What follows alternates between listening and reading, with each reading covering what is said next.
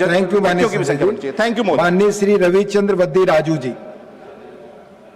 Sir, supreme court number of जजेस amendment bill को हमारा पार्टी सपोर्ट कर रहे हैं सर। तेलुगु में बात कर रहा हूँ सर।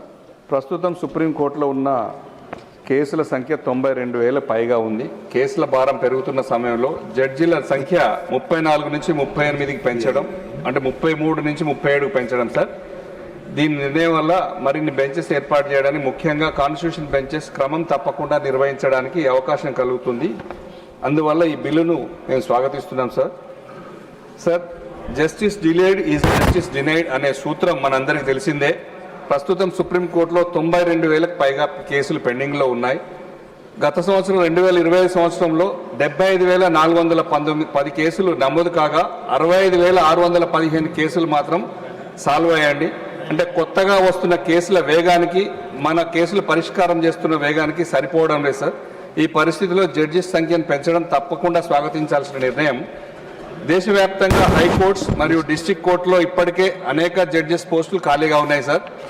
సాధారణ ప్రజలు సంబంధించిన ఎక్కువ కేసులు మొదట డిస్ట్రిక్ట్ కోర్ట్, తర్వాత హైకోర్టు నుంచే వస్తాయి. అక్కడ ఖాళీలు భర్తీ చేయకపోతే చివరికి కేసుల భారం మళ్ళీ సుప్రీంకోర్టు పైన పడుతుంది. రెండవది సార్, ప్రపంచంలోని ప్రధాన ప్రజాస్వామ్య దేశాలతో పోలిస్తే మన దేశంలో జనాభాకు తగినంత జడ్జెస్ లేరు సార్. దాని మీద ఒకసారి ఆలోచించాలి సార్. అయితే ఈ బిల్లును మరింత ప్రజలకు ఉపయోగపడేలా అత్యంత ముఖ్యమైన అమెండ్మెంట్ ఈ సభ ద్వారా కేంద్ర ప్రభుత్వాన్ని సూచించదలుచుకు మా పార్టీ కేసీఆర్ గారి నేతృత్వంలో ఒక సూచన, విలువైన సూచన సార్. సుప్రీంకోర్టులో జడ్జెస్ సంఖ్యను పెంచడం ఎంత అవసరమో సౌత్ ఇండియా కోసం ఒక పర్మనెంట్ బెంచ్ను ఏర్పాటు చేయడం కూడా అంతే అవసరం సార్. స్వాతంత్రం వచ్చినటి నుంచి ఈ రోజు వరకు సౌత్ ఇండియా నుంచి ప్రతి ముఖ్యమైన కేసు కోసం న్యూఢిల్లీ వరకు వెళ్లాల్సి వస్తుంది సార్.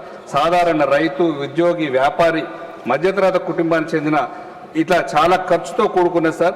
ప్రయాణం కానీ, ఖర్చులు కానీ, సుప్రీంకోర్టు అడ్వకేట్స్ పొందడం, ఇవన్నీ కలిసి న్యాయం సాధారణ ప్రజలకు మరింత దూరం అవుతుందని మా భావన సార్. జస్టిస్ అందరికి సమానంగా ఉండాలంటే యాక్సెస్ టు జస్టిస్ సమానంగా ఉండాలి సార్. సౌత్ ఇండియా బెంచ్ ఏర్పాటు చేయాలంటే హైదరాబాద్ కంటే అనువైన నగరం దేశంలో మరొకటి లేదు సార్. హైదరాబాద్ భౌగోళికంగా సౌత్ ఇండియా మధ్యలో ఉంది. తెలంగాణ, ఆంధ్రప్రదేశ్, కర్ణాటక, తమిళనాడు, కేరళ, పుదుచ్చేరి, లక్షద్వీప్ కూడా ఈజీగా ఉంటుంది సార్. ప్రజలకు సులభంగా చేరుకునే అవకాశం ఉంది సార్. దేశంలోని అత్యంత ముఖ్యమైన defence establishments, central government institutions, ISRO, ప్రముఖ scientific research organisations, IT and software industry, pharmaceutical industry, biotechnology, aerospace, national research centres ఇవన్నీ హైదరాబాద్లో ఉన్నాయి. కాబట్టి software innovation research centre, digital economy రంగాల్లో హైదరాబాద్ ఒకటి జాతీయ కేంద్రంగా ఎదిగింది. కాబట్టి ఇవన్నీ ఉన్నటువంటి హైదరాబాద్లో ఒక బెంచ్, స్పెషల్ బెంచ్ పెడితే బాగుంటుందని చెప్పేసి మా తెలంగాణ ప్రజల ఆకాంక్ష. సౌత్ ఇండియా ప్రజలకు కూడా బాగుంటుందని కోరుకుంటూ సార్, జ్యుడిషియల్ రిఫార్మ్లో హైదరాబాద్ పర్మనెంట్ సౌత్ బెంచ్ ఏర్పాటు చేయాలని కోరుకుంటున్నాం sir.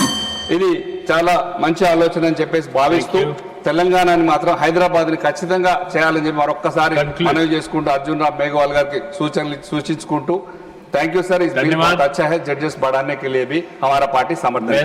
Thank you very much. Secretary general.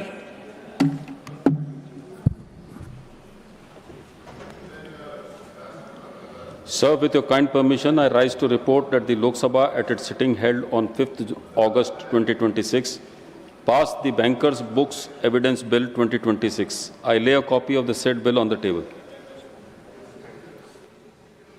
Next speaker, Dr.